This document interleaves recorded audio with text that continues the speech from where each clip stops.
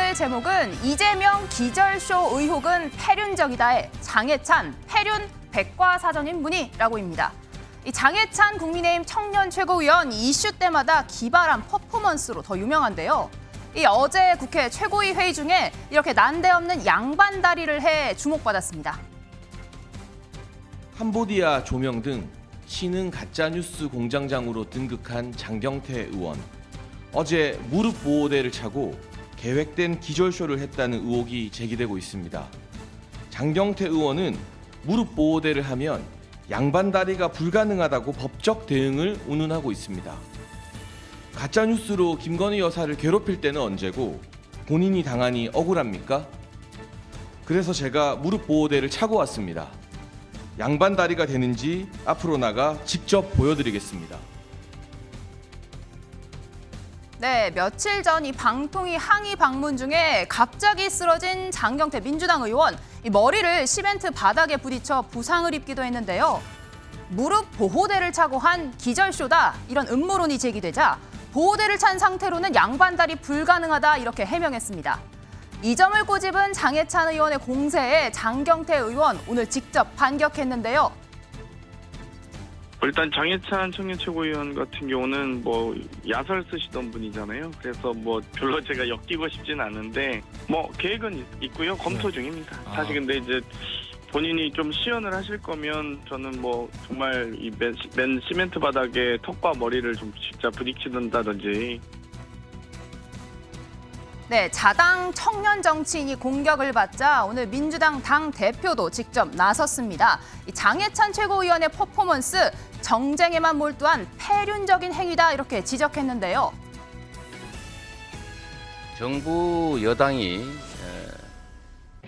국정을 책임지고 국익을 지키고 민생을 살피는 그런 본연의 일은 다 팽개치고 오로지 야당 탄압, 정적 제거, 정쟁에 몰두하고 있습니다.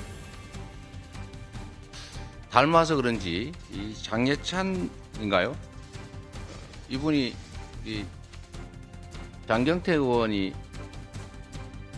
쓰러진 것을 두고 쇼를 한 거 아니냐는 그런 말씀을 하신 것 같은데 더군다나 무릎 보호대 얘기까지 하는 것을 보고 도대체 이게 최소한의 인간적 고의를 갖췄느냐라는 생각이 들었습니다. 정말로 패륜적 행위라고 하지 않을 수가 없습니다.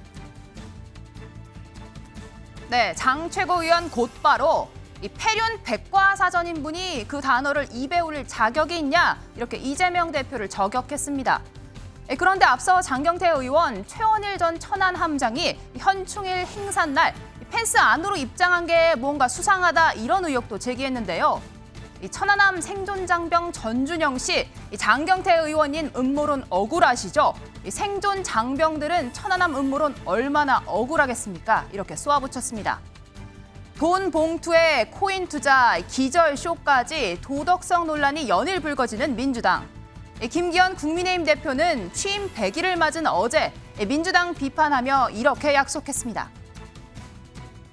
불법과 비리에 대해서는 이미 업참마속을 하면서 당의 도덕성 확립을 실천해 왔습니다. 국민 눈높이에 부합하지 않는 도덕성을 가진 인사들과 철저하게 선을 그어 수준 높은 도덕성을 확립함으로써 범죄 비리 옹호당으로 전락한 민주당과 확실하게 다르다는 것을 국민 앞에 보여드리겠습니다. 네, 하지만 국민의힘 떳떳할까요? 지난 21대 총선에서 당선된 황보승희 의원, 최근 자신의 선거 때 정치 자금을 받고 이듬해 지방선거 땐 시구 의원들로부터 공천 헌금을 받았다라는 의혹, 또 전 남편과의 가정 불화까지 잇따라 화제가 됐는데요. 해당 의혹, 황보 의원의 전 남편이 2년 전에 처음으로 제기해 논란이 됐습니다.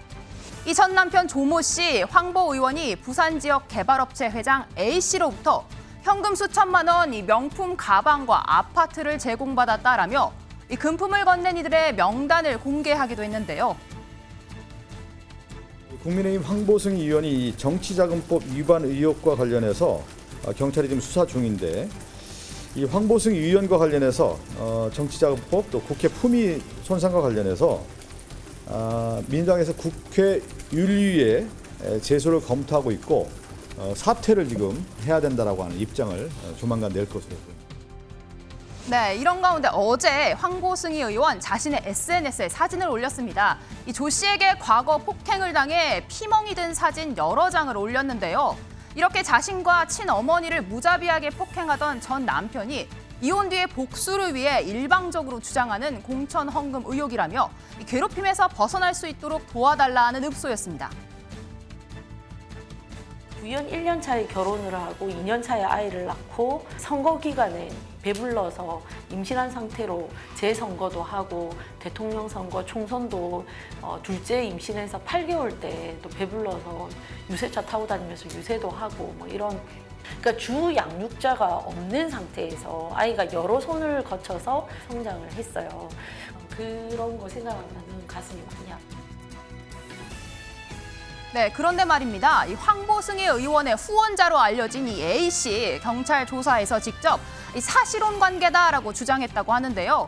이 스폰서가 아닌 연인 사이로 경제 공동체 관계라 이 각종 제공 행위가 법적으로 문제가 되지 않는다라고 주장한 겁니다. 이 앞서 황보 의원 2년 전 이 불륜설 보도가 나왔을 때 수석 대변인 자리에서 2달 만에 내려와야 했는데요. 하지만 윤리위에서 해당 안건 논의되지 않았습니다. 그런데 최근 다시 언론 보도로 수면 위에 떠오르자 국민의힘 뒤늦게 황보 의원에 대한 당무 조사를 결정했습니다. 우리 핵심 당원들이 많이 우려하고 있고 우리 대표님을 중심으로 적절한 조치를 해야 된다는 생각을 가지고 지금 계신 걸로 알고 있습니다. 네, 먼저 승재현 박사님, 황보승희 의원의 이 동거남, 경제적 공동체자, 사실혼 관계다 이렇게 주장하면서 공천 헌금 의혹 부인하고 있는데 이 주장 어떻게 보셨습니까? 먼저 정확한 사실관계 중에 시점이 이 사건에는 제일 중요한 것 같습니다. 네. 이 지금 동거남, 사실혼을 주장하는 사람이 이 황보승희 의원한테 그 금전을 줬을 때 황보승희 의원의 신분이 가장 중요하죠. 이혼하고 아무도 없었으면, 남편이 없었으면 황보승희 이 의원하고 이 동거남이 사실혼이라는 게 만들어질 수 있습니다. 사실혼은 남편이 없고 부인이 없을 때 혼인신고만 하지 않고 완벽하게 가정생활을 이루고 있는 걸 사실혼이라고 그래요. 사실혼하고 축첩은 완전히 다른 겁니다.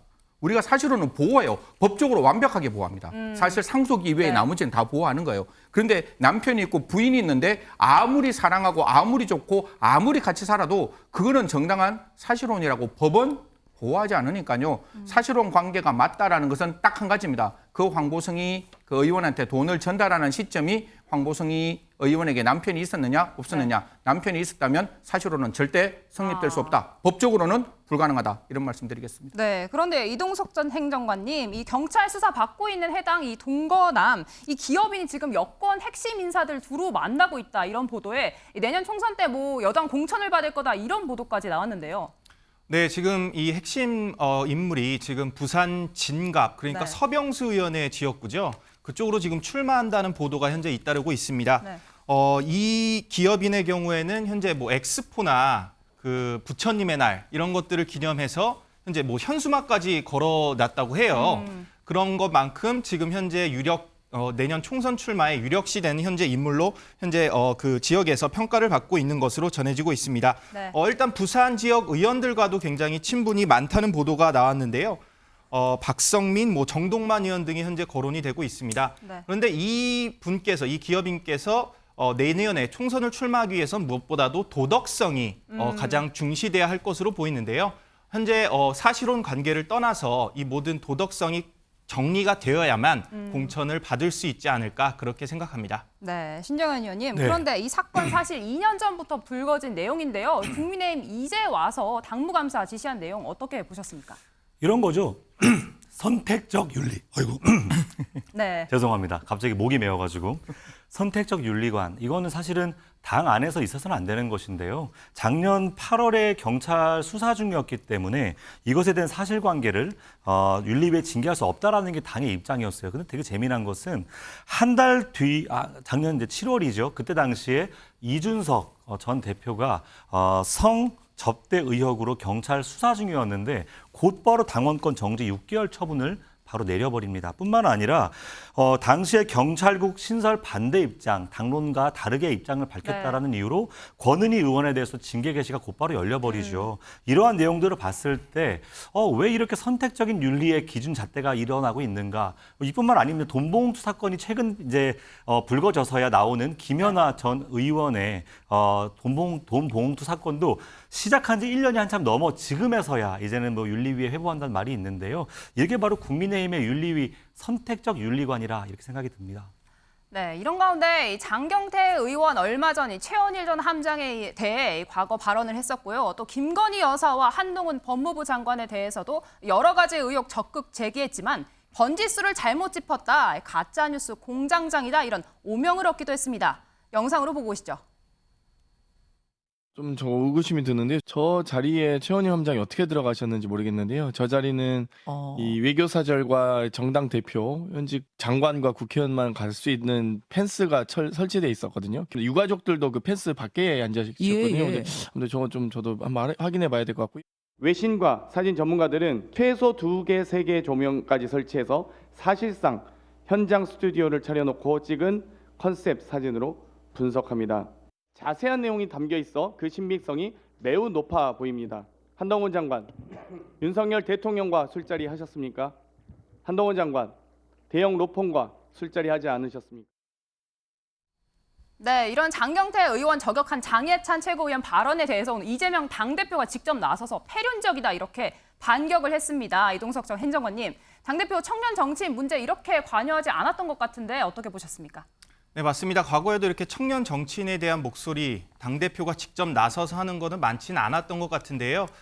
이렇게 당대표까지 직접 나서서 이렇게 나서서 비판했다, 장해찬 최고위원을 했다는 것 자체가 굉장히 민주당 측에서도 심각하게 보는 사안 아닌가, 저는 이렇게 생각이 되고요. 네. 일단 민주당 그리고 국민의힘 지금 현재 83년생 그리고 뭐 장해찬 최고위원도 80년대의 생으로 청년 최고위원의 기싸움이 현재 진행되고 있는 것 같습니다. 네. 그것에 있어서 이재명 대표가 이렇게 뒷받침해 준 것도 볼 수 있고요. 일단 패륜적 행위 자체를 이재명 대표가 직접 나서서 비판했다는 것 자체가 저는 용납할 수 없다고 생각합니다. 네, 말씀 잘 들었습니다. 뉴플리 오늘 여기까지입니다.